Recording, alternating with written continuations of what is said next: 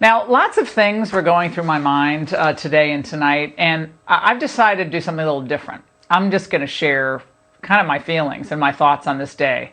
Now, I've been part of the conservative movement since really the mid-1980s when I was in college.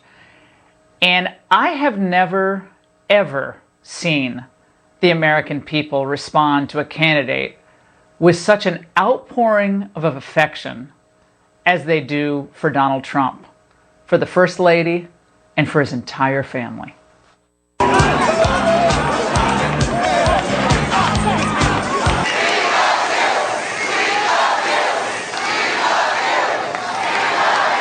Don't say that, I'll start to cry, and that wouldn't be good for my image.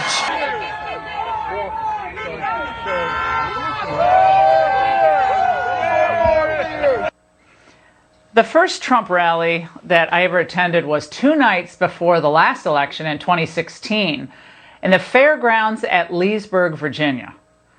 Now, this was an event that was, I guess it was thrown together kind of at the last minute.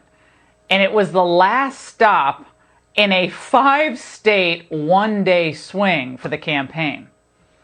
Now, not many people thought that Donald Trump would win back then, especially in the increasingly liberal Commonwealth of Virginia. But nevertheless, they came out. And I'm talking thousands and thousands of people waited hours and hours. They were trudging through this very cold night over this dirt road to get to this fairgrounds when they knew only, I think, about 2,000 people could get into the little pavilion that was there. And they waited until midnight when Donald Trump finally arrived. And I've never seen anything like it. I knew that night that he would win. I said so. And I knew it was something very special. Those people in Virginia, back then, they were making a statement, taking a stand for the country they loved.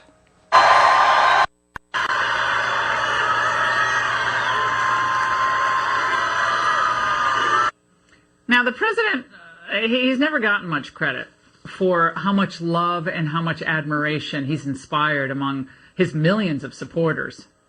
And I think sometimes we all get wrapped up in what I do for a living. You get wrapped up in watching every moment of cable television or reading every tweet or everything on social media. And you would think that to read some of this, that Donald Trump has only triggered anger and resentment, especially over the last 6 months. But for millions of us, millions of you, he's been a champion for the middle class. He's been a champion for working families like the family I came from in New England. And those people hadn't seen much of a real wage increase since about the year 2000. And then Trump came along. You see, for about 30 years, conservatives were promised so much by so many politicians, and too many of them just failed to deliver. But on issue after issue, he has delivered, whether we're talking about fighting for the steel workers in Pennsylvania or taking on China and trade negotiations or enforcing the border, bringing our troops home, fighting for peace in the Middle East, been nominated for 3 Nobel Prizes, and standing up for life. He's already achieved an enormous amount for us, and he says he's just getting started.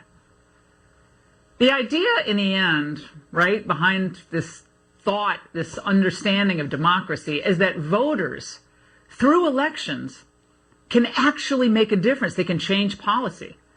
And Trump's America First agenda did change policy, and it's a real threat. It's a threat to the globalists who've amassed enormous power and fortunes on the backs of the American workers. Many of those people who are opposing Trump today, the really wealthy ones, the real connected ones, they've bet big on China. And so naturally, they're fiercely fighting against Trump's reelection. Yet the president's undeterred. You think about how much he's endured in the 5 years since he came down that golden escalator announcing his presidential run. He's come under investigation. He's been unlawfully surveilled. They impeached him. They tried to convict him. He's been accused of pretty much everything from treason to racism to fascism to xenophobia. This is someone I've known for 20 years. And I'll tell you, none of it is true. None of it. He and his family have been vindicated time and time again, while his accusers have never been held to account for the lies and the false charges they keep leveling. Yet despite all this, despite all that he's gone through, and now, of course, as a positive COVID patient, he's never stopped working day and night to achieve a stronger, more prosperous, more secure America for millions and millions of you who thought you had been left behind. So watching Donald Trump walk to Marine One tonight on the way to Walter Reed, it was very emotional for so many of us who've seen him as, the indispensable man in the fight for us to maintain our freedoms and our way of life. And I know President Trump isn't Catholic, but in our faith, today is the Feast of Guardian Angels. It's an important feast day, and I know that the faithful all across America are praying fervently for his speedy recovery, and those angels are watching over him tonight. So while you're recovering, Mr. President, don't worry.